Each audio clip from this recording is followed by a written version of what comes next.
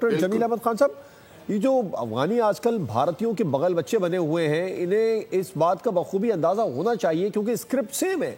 जिस तरीके से American vice president JD Vance Bharat के दौरे पर थे और जो कुछ पहलगाम में हुआ वहीं पर ही प्रेस कॉन्फ्रेंसेस कर डाली गई अगेंस्ट पाकिस्तान बगैर सोचे समझे, विदाउट एनी एविडेंस। और अब अभी भी जो अबूरी सेटअप है, इसके वज़ीर ख़ारजा मुत्तकी साहब अमीर खान मुत्तकी वहाँ पर मौजूद हैं भारत के अंदर। तो फिर ये यहाँ पर सरहदों में इश्तिआल अंगेज़ी करवाई गई ताकि दुनिया से एक तवज्जो हासिल की जाए, अटेंशन सीकिंग। नाकाम रहा है, ये तमाम तर हरबे नाकाम रहे, स्क्रिप्ट भी तब्दील नहीं कर रहा भारत। जी हाँ, भारत जब क्योंकि इतना पैसा फेंक रहा है, जितना बजट है उसका अफ़गानिस्तान के लिए और अफ़गानिस्तान के लिए और उसकी सरजमीन को इस्तेमाल करने के लिए पाकिस्तान के ख़िलाफ़, वो सबसे ज़्यादा बल्क ऑफ उनका रा का बजट वो है ही इस काम के लिए कि पाकिस्तान को डिस्टेबलाइज किया जाए, पाकिस्तान के ख़िलाफ़ दहशतगर्दी की जाए।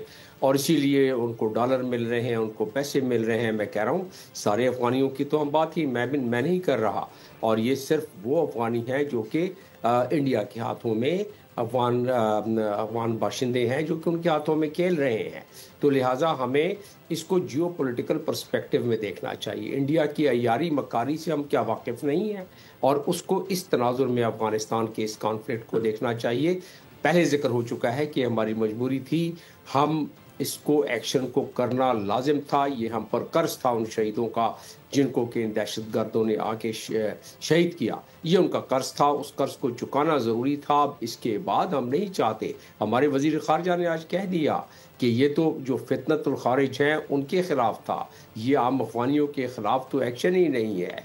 ये उनको न्यूट्रलाइज़ करना था, जो हमने कर दिया, और ऑपरेशन ये एक रिस्पॉन्स में किया गया है। इसके बाद हमारी तरफ से तो कोई मामला नहीं है। हम तो आम अफ़गानियों को अब भी अपना भाई समझते हैं, और एक मज़हब और कई एतबार से एक ज़ुबान हम बोलते हैं।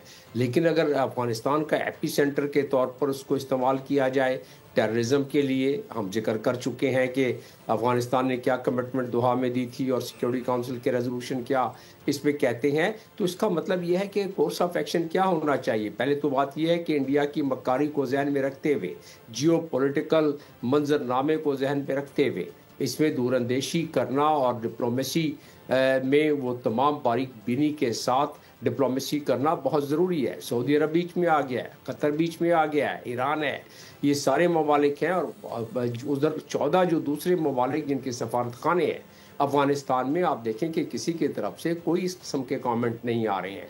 वो इसलिए कि वो चाहते हैं कि ये मामला इसको, और वो इसके पीछे समझते हैं कि किसका हाथ हो सकता है। पाकिस्तान बावर करा चुका है। इसका मतलब ये हुआ कि इंडिया चाहता क्या है। देखिए, हमारे मार्का हक के बाद हमारी जो प्रोफाइल बढ़ा है दुनिया में, उसकी वजह से इन्वेस्टमेंट आना शुरू हो गई और मज़ीद इन्वेस्टमेंट बढ़ती जाएगी। तो इंडिया चाहता है कि ऐसे यहाँ हो स्टेबलाइजेशन पाकिस्तान की इतनी डिस्टर्ब हो जाए कि दुनिया डरे। इसके बावजूद कि पाकिस्तान का प्रोफाइल, पाकिस्तान की डिप्लोमेसी काफ़ी उसको दवाम मिला है, both military diplomacy and traditional diplomacy. और उसके बाद चाहता क्या है इंडिया की ख्वाहिश यही है कि किसी तरह इन्वेस्टमेंट पाकिस्तान में ना आए। इंडिया की ख्वाहिश यही है कि पाकिस्तान ने जो अपना एक मुकाम बनाया है, उस मुकाम को किसी तरह धुंधला किया जाए, उस ट्रिजेक्टरी को दोबारा कमज़ोर किया जाए। और फिर इसमें अब मल्टीलैटरल प्रेशर के ज़रिए हमें ये करना पड़ेगा और दुनिया को भी बताना पड़ेगा कि इसके पीछे से पर्दा हम बता चुके हैं, लेकिन डिप्लोमेसी हमेशा कंसिस्टेंसी के साथ होती है, कंटिन्यूटी के साथ होती है। तो उसके मुताबिक हमें जारी रखना चाहिए।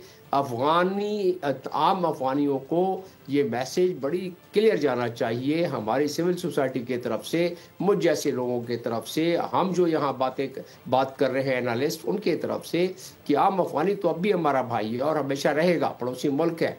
तो उस लिहाज से हमने सिर्फ इस मक्कारी को देखना है कि जियो पॉलिटिकल तनाजुर में सीपैक को भी जहन में रखें।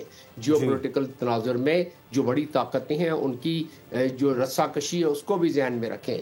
तो कहीं ऐसा ना हो कि ग्रेटर गेम जो है जियो पॉलिटिकल ग्रेटर गेम, उसमें हम जोश और जज्बे को आगे उभारते हुए अब कहीं किसी का कोई फ़ायदा ना हो सके इसमें, और नुकसान ही नुकसान हो। लिहाजा इसमें इस वक्त better sense should prevail and the diplomacy should again start, ताकि ये दोबारा मामला मज़ीद ना फैले और इंडिया अपनी बगलें ना बजाए कि अब जब ये मसरूफ़ हो गए हैं अफगानियों के साथ झगड़े में, तो लिहाजा अब इधर से ईस्टर्न बॉर्डर को, मैं आज सुन रहा था उनकी बहुत सारे कमेंट्स, कोई एनालिस्ट थे, जर्नैल थे जो कहते थे कि भाई अब सिंदूर 2 करना चाहिए हमें, हालांकि उसका जवाब भी मिल जाएगा। लेकिन बहरहाल ऐसी नौबत क्यों आए? पाकिस्तान की मईशत अब अपने पैरों पर खड़े होने की कोशिश कर रही है।